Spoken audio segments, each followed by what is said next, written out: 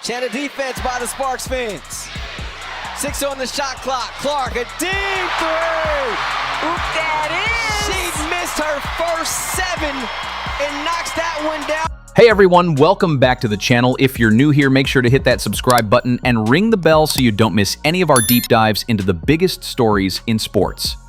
Today, we're tackling a topic that's been lighting up social media, sports talk shows, and group chats everywhere. The controversy surrounding Caitlin Clark, LeBron James, and the alleged hate from WNBA players. LeBron has been vocal, and some say he's exposed a truth about the WNBA. But is it really that simple? Let's break it down, look at the facts, and separate the noise from the reality. Caitlin Clark is a name you can't escape if you follow basketball. The Indiana Fever guard burst onto the scene after a historic college career at Iowa, where she became the NCAA's all-time leading scorer, men or women. Drafted as the #1 overall pick in the 2024 WNBA draft, Clark carried sky-high expectations into her rookie season. It stays here with Indiana. Clark, a deep one. You bet! A Brooklyn logo bomb from Caitlin Clark. And she delivered, setting a single-season assist record, earning Rookie of the Year honors, and leading the Fever to their first playoff appearance since 2016. But her meteoric rise hasn't come without controversy, and LeBron James, one of the biggest names in sports, has stepped into the fray. In May 2024, on his podcast Mind the Game with JJ Redick, LeBron didn't hold back. He said, "Caitlin Clark is the reason why a lot of great things are going to happen for the WNBA. Don't get it twisted. Don't get it fucked up." He went on to call out her critics, comparing the scrutiny she faces to what he dealt with as an 18-year-old entering the NBA and what his son, Bronny, was facing ahead of the 2024 NBA draft. LeBron's point? Clark's bringing unprecedented attention to the WNBA, higher viewership, bigger crowds, and even private charters for teams. But not everyone's rolling out the red carpet for her. Fast forward to May 2025, and LeBron doubled down. Before Clark's sophomore season kicked off, he posted on Instagram with photos of them together, captioning it, "Good luck and do you per usual this season." At Caitlin Clark 22, Clark responded, calling him the greatest of all time. "Thank you." The exchange was wholesome, but it set off a firestorm online, with some fans and commentators claiming LeBron was exposing a deeper issue: alleged resentment from WNBA players toward Clark. The idea that WNBA players are hating on Caitlin Clark isn't new.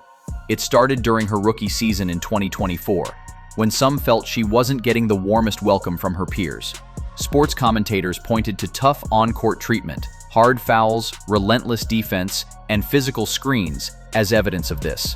The New York Post even called one particularly rough screen by Breanna Stewart a welcome to the WNBA moment. Then there's the All-Star voting controversy.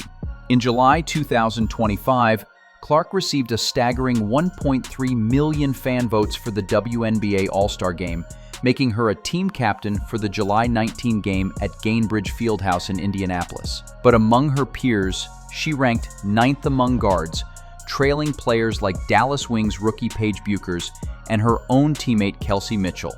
This gap between fan and player votes fueled speculation that WNBA players were snubbing her. Charles Barkley, never one to shy away from a hot take, resurfaced with comments from 2024 calling WNBA players petty for not embracing Clark's impact. "LeBron, you are 100% right on these girls hating on Caitlin Clark," Barkley said on TNT. "She bringing all y'all this money to the table, but y'all being petty like dudes." Barkley's comments, echoed by LeBron's vocal support, painted a picture of a league divided, veterans versus the new kid on the block. Social media amplified this narrative, with posts like, "LeBron just called out the WNBA for hating on Caitlin Clark. But is this really about hate, or is there more to the story?" Let's zoom out. Caitlin Clark's arrival in the WNBA didn't just bring hype. It brought numbers. Attendance spiked, TV ratings soared, and arenas like State Farm Arena in Atlanta moved games to larger venues to accommodate Clark-driven crowds. Her games against teams like the Chicago Sky, featuring rival Angel Reese, were among the most watched of the 2025 season. LeBron wasn't exaggerating when he said Clark is driving great things for the WNBA. Her 32-point masterclass against the New York Liberty in June 2025, after returning from a quad injury, prompted LeBron to dub it the CC effect. But this kind of spotlight can create tension. Clark's not just a player, she's a phenomenon, often compared to LeBron's own entry into the NBA in 2003. Both were hyped as generational talents, expected to carry their leagues. And just like LeBron faced skepticism from NBA veterans, Clark's faced her share of pushback. Some WNBA players like Diana Taurasi made comments before her rookie season suggesting she'd need time to adjust to the pro level. Taurasi's take wasn't malicious. She was stating a fact about the leap from college to the WNBA. But it was spun into shade by fans and media. Then there's the racial angle, which we can't ignore. Clark, a white player, has been embraced by a massive fan base, some of whom have been accused of using her success to push divisive narratives. In September 2024, Clark herself addressed this during her exit interviews, condemning racist and hateful comments directed at her opponents, particularly players like Angel Reese. "Those aren't fans, those are trolls," she said, emphasizing her respect for the league's veterans. Yet the narrative persists that Clark's popularity exposes a rift, with some fans claiming black players resent her for stealing the spotlight. No discussion of this controversy is complete without mentioning Angel Reese. The Chicago Sky forward drafted in 2024 alongside Clark has been pitted against her since their college days, when Reese's LSU defeated Clark's Iowa in the 2023 NCAA championship. Their rivalry hit a new peak in the 2025 season opener, a 93-58 fever blowout over the Sky. Clark notched a triple-double, 20 points, 10 rebounds, 10 assists, but the game's defining moment was a third-quarter scuffle.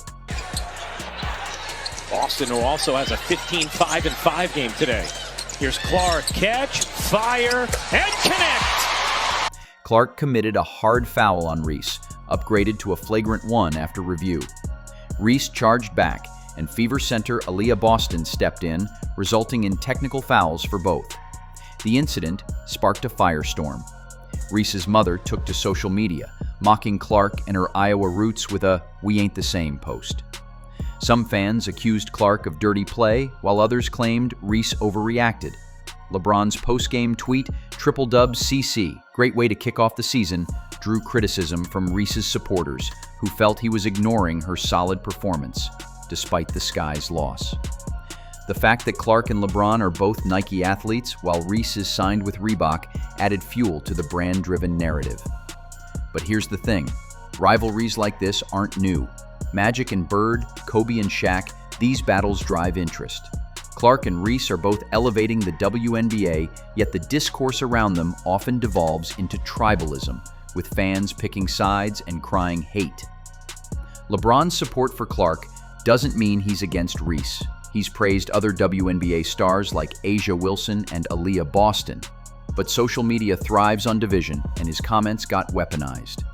LeBron's involvement in this saga is fascinating.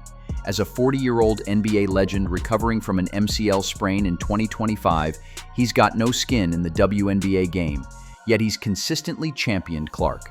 Why? For one, he sees himself in her.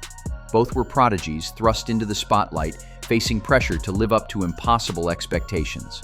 LeBron's been vocal about this parallel, saying on his podcast, "I'm rooting for Caitlin because I've been in that seat before." His support isn't just lip service.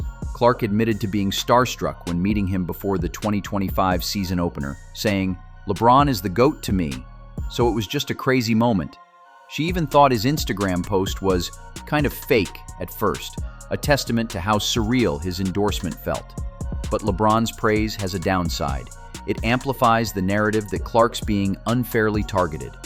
When he says things like, "Don't get it twisted," it's easy for fans to interpret that as a call-out of the entire WNBA. Charles Barkley took it a step further, accusing WNBA players of being petty and ungrateful for Clark's contributions. His blunt style, calling out players for hating while praising Clark for bringing money and shine, stirred the pot even more. But both LeBron and Barkley are speaking from an outsider's. They're not in the WNBA locker rooms, on the court, or dealing with the day-to-day dynamics of a league navigating a cultural shift.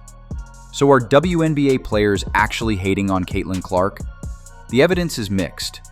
The All-Star voting snub looks bad on paper. Ninth among guards, despite 1.3 million fan votes, is eyebrow-raising. But it's not definitive proof of malice. Players vote based on their own criteria, and Clark missing 7 games due to injury in 2025 might have swayed some. Plus, the WNBA's guard position is stacked, with veterans like Courtney Vandersloot and rising stars like Paige Beckers in the mix.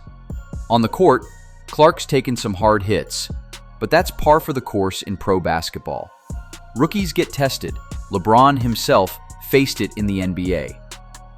Diana Taurasi's preseason comments about Clark needing time to adjust were less about shade and more about acknowledging the learning curve. Even the Reese-Clark scuffle can be chalked up to competitive fire rather than personal animosity. Clark defended her foul as a basketball play, and Reese has spoken about their rivalry being great for the sport. Then there's the broader context. The WNBA's been around for decades, with stars like Lisa Leslie, Cheryl Swoops, and Asia Wilson building its foundation. Clark's arrival, while a boon, can feel like a media-driven coronation to some veterans who've toiled in relative obscurity. It's not necessarily about hating Clark, it's about the spotlight shifting so dramatically to one player. Add in the toxic fan behavior Clark herself condemned.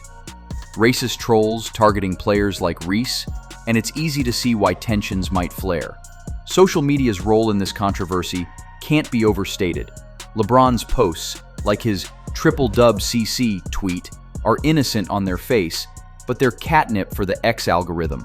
Fans ran with it, with comments like, LeBron just exposed the WNBA's jealousy, or why can't they just support Caitlin?